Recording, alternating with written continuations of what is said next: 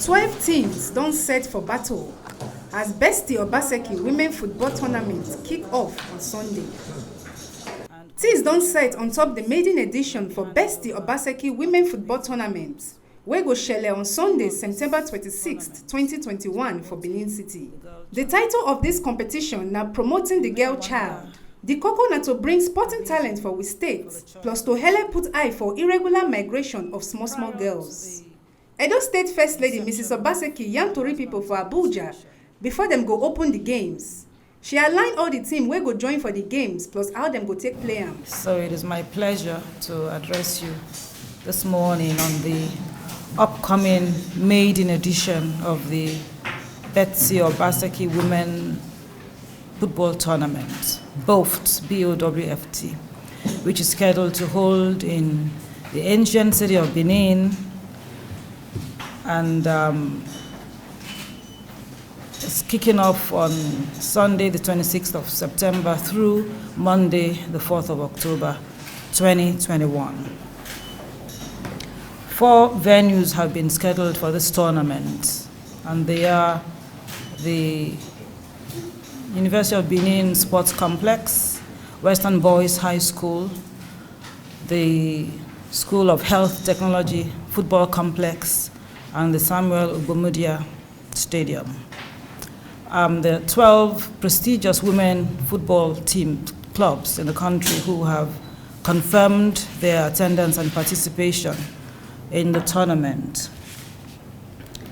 The teams will be arriving Benin City on September the 26th of this year, of course. And medical teams have been mobilized to carry out the requisite rapid tests, COVID tests, on all participants and officials when they arrive in line with the COVID-19 protocols. We're expecting the following teams: Edo Queens, of course, and Rivers Angels, Bayelsa Queens, Sunshine Queens, Robo FC, Kaduna Queens, Ninja Rattles, Fortress Ladies, Raleigh FC, Heartland Queens, Royal Queens, and Confluence Queens. There are many queens. The draws for the tournament will hold that same day under the full glare of the media and will be streamed live online to ensure credibility and transparency. The first matches will be played in the morning of at the 3 earlier mentioned venues on Monday, September 27th, while the opening event will hold at Samuel Ogbomudia Stadium at 4 p.m., featuring the last match of the day. The finals of the tournament will be played on Sunday, 3rd of October, 2021, after which trophies and consolation prizes will be handed over to participating clubs. The theme of this tournament is promoting the girl child. Mrs. Obaseki still yarn say the reason why them choose that title na to help girls sample their talent, plus reduce human trafficking and create jobs. You may wonder the reason for the choice of this theme. Prior to the inception of my husband's administration, human trafficking was rife in Edo State, with Edo occupying the ignoble position of being the foremost in this illicit trade. 5 years down the road, Edo State has moved from number 1 to number 5, all owing to the commitment of the administration to create jobs, build infrastructure, human capital development, and the sheer will to tackle the menace headlong through innovative solutions. From the onset, I have been delighted in playing supportive role in my capacity as governor's wife supporting to do my own bit in tackling this menace and other forms of gender-based violence through various initiatives targeted at empowering and dignifying the girl child. Among them are the Betsy's Angels Shelter, which I set up to support government's work in rehabilitating and empowering the returnees, the female returnees who had been returned back from overseas. Also the Edo Youth Academy, which I also have set up for empowering, training, and developing skills of these returnees to enable them to be able to, earn a living for themselves afterwards. And also the Edo Women for Agriculture and Enterprise, which is also an initiative to strengthen and support Edo women in the area of enterprise generally, to become more industrious and productive. Our efforts in tackling gender-based violence have also been yielding results, culminating in the inauguration of the Edo State Gender-Based Violence Management Committee, which I chair. Sports is not only a career or means of self-expression, it isn't also only an empowerment opportunity, but it also therapeutic.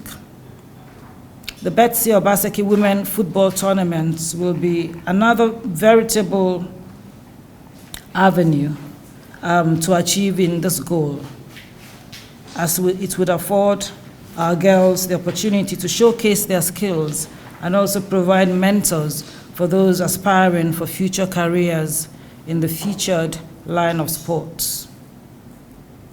And also it would promote the sporting industry among grassroots women and girls in Edo State, and hopefully outside of Edo State. In addition to encouraging female participants in the sporting industry, the economic benefits that such a tournament will yield to those residing around points of play will be immense, particularly in the hospitality, food, and transportation industries. I would also like to emphasize here that this tournament is solely funded by the private sector, by our development partners, and not at all with state funds, as we are embracing the initiative as a means of achieving sustainable growth in the sports industry in Edo State. Obviously, this is not a fluke. It's not a one-off thing. In Edo State, we don't do things to impress people. We do things with serious planning, projections for the future, and for sustainability. That's what this government is known for.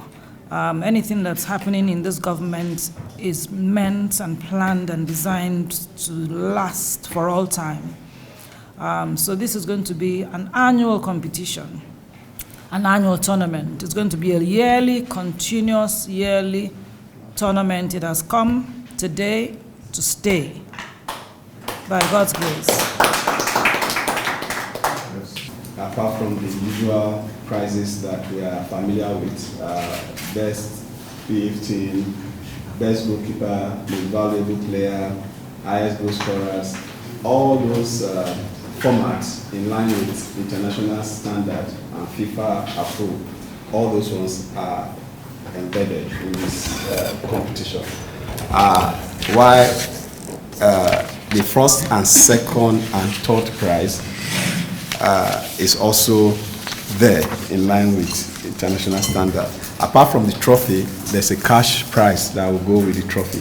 The first position is going with a cash prize of 3 million, while the second position is going with a trophy, also with a cash prize of 2 million, while the third place position. Interestingly, this competition is following everything about competition standard approved by FIFA. So we are going to have third place match, which all the semi-finalists will still appear on the final day to have first, second, third. The third prize will be with a trophy also, with a sum of 1 million, cash prize to attach to the trophy. And interestingly, all the participating teams, we also have consolation prizes. From fourth position to the least team, we also be giving 500,000 for their participation fee.